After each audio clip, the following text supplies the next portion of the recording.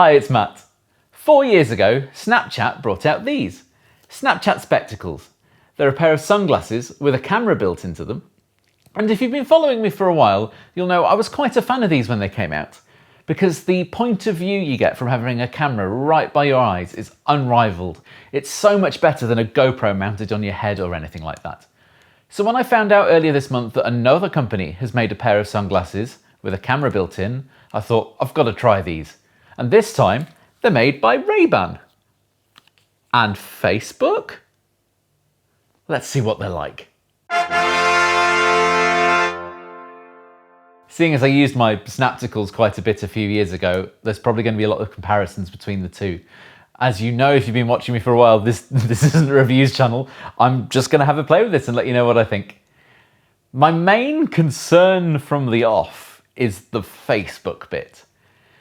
If it was Ray-Ban, just, a manufacturer of sunglasses, have made some nice sunglasses with a camera in them, then I thought, yeah, great, this sounds like exactly what I want.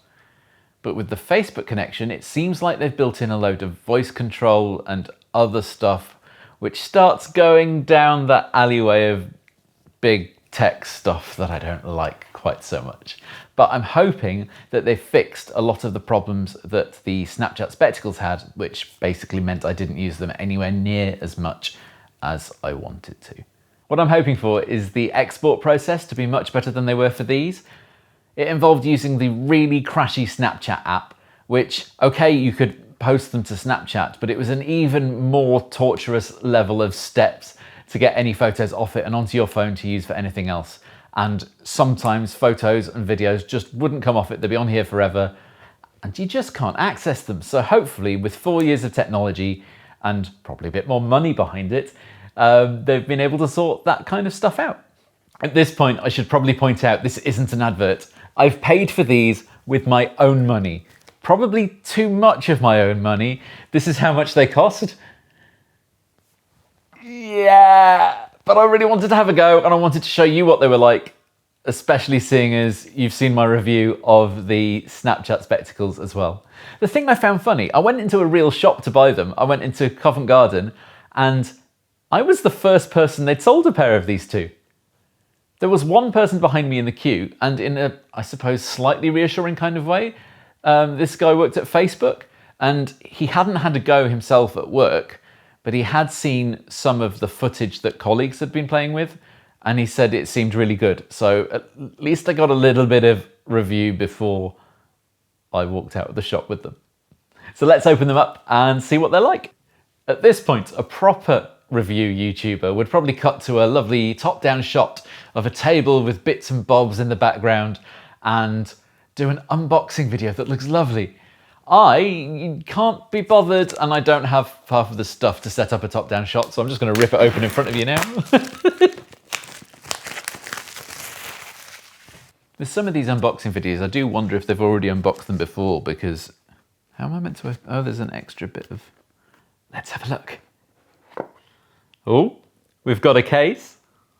And I've got too many things for my hands. That can stay on the floor. It's telling me to download the Facebook View app. Got some cables, a box of stuff. Here's the moment. Ooh. It's a pair of sunglasses. It looks like this is a charging case as well. Oh yeah, there's USB-C on the back. The case has a charging connector in it, so it'll click in there and charge in theory.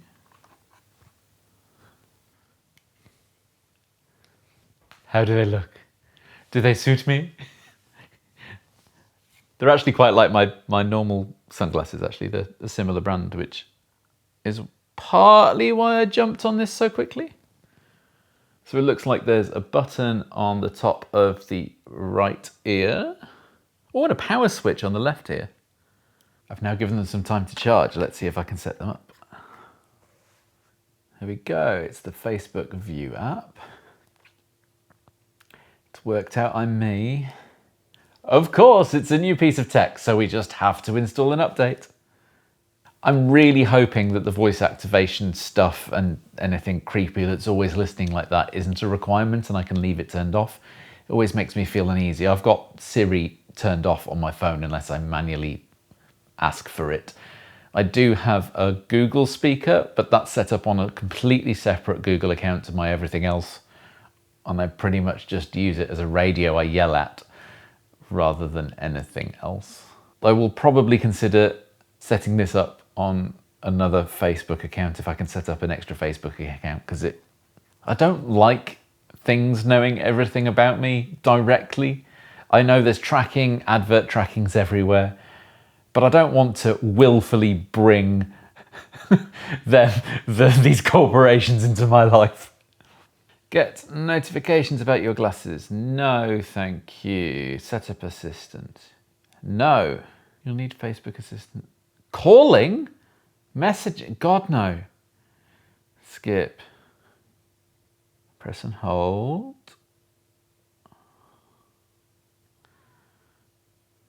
Tap to start recording. Tap to stop. Good. It's got a light so people know when I'm recording. I should probably talk about the whole spying ability on this. Like, that is not my interest in the slightest. Purely the camera angle, because it's, you know, eye level. I'm really hoping that it looks like you're seeing the world through my eyes. I have no intention of invading other people's privacy and getting all up in their business or anything like that. Not in the slightest. I'm going to actively avoid it. Capture hands-free. Hey face. Why is everything hey? It just feels so rude. Play audio. Okay, so, oh right, so they've got speakers in them. I wonder how audible they are to everyone else. I had to go with the Bose equivalent and they were just really heavy sunglasses. Answer calls.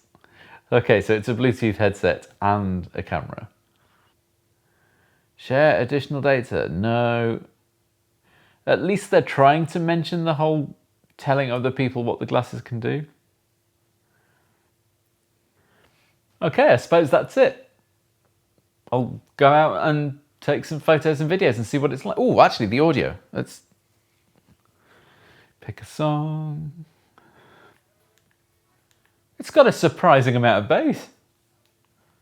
I wonder how much of an arse I sound like. I wonder, can you hear this? Oh, wow. So I can barely hear that. There you go, I'm about a third volume, which is, I don't think I'd want to go any louder than this, really. It sounds like when you're sat on the bus next to someone whose music's too loud.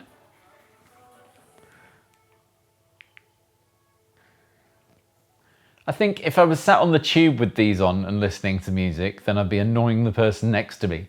But every day out on a street, I don't think anyone would even notice. I figured being on a bike would be a good test of wind noise. Can you even hear me? Who knows? I'll come down to the London Eye. Seeing as a recognisable landmark. Seems like a good place to test this.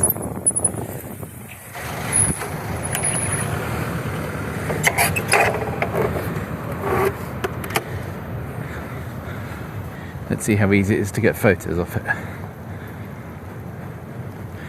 Can it even do it while I'm recording?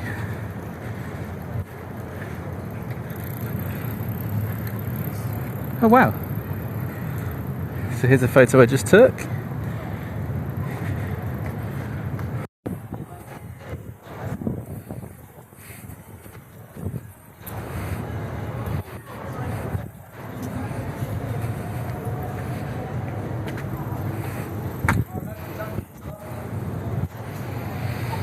See Big Ben over there?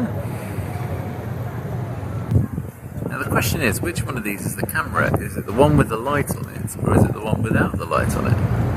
Because they both look the same.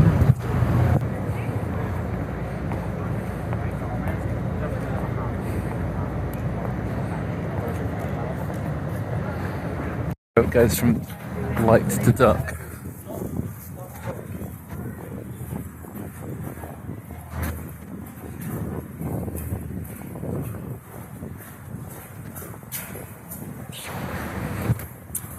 It's not too dark in here, but it is when you're wearing sunglasses. I'm back home again, and the results are inconclusive so far. I had the bright idea of going to the London Eye because that's where I got my pair of Snapticals from originally, from a vending machine around there. So I thought, why not try the Ray-Ban Stories around there too? And by the time I'd got all the way over there, it was basically nighttime. It was in the last hour before sunset. So I've done a reasonable job of testing the low light capability of these glasses, I think. Reviewing the footage, it's looking very much like it's sacrificing the shutter speed for exposure's sake. So I'm gonna need to test these a bit more in better lighting conditions, maybe in the middle of the day. I'm not going to say in sun because it's September now and I'm in the UK. I don't expect to see any bright sunny weather for a long time now. But if I do get some of that, then I'll do my best to have a test with them. One thing that surprised me was the difference in aspect ratio between the photos and the videos on the Ray-Ban Stories. The photos look like this, but the videos are square like this. What I expect they're doing is similar to the Snapchat Spectacles, which is getting a very wide angle lens and then cropping out from the middle of that. Let's go for the option of looking like a tit and wearing both pairs at the same time.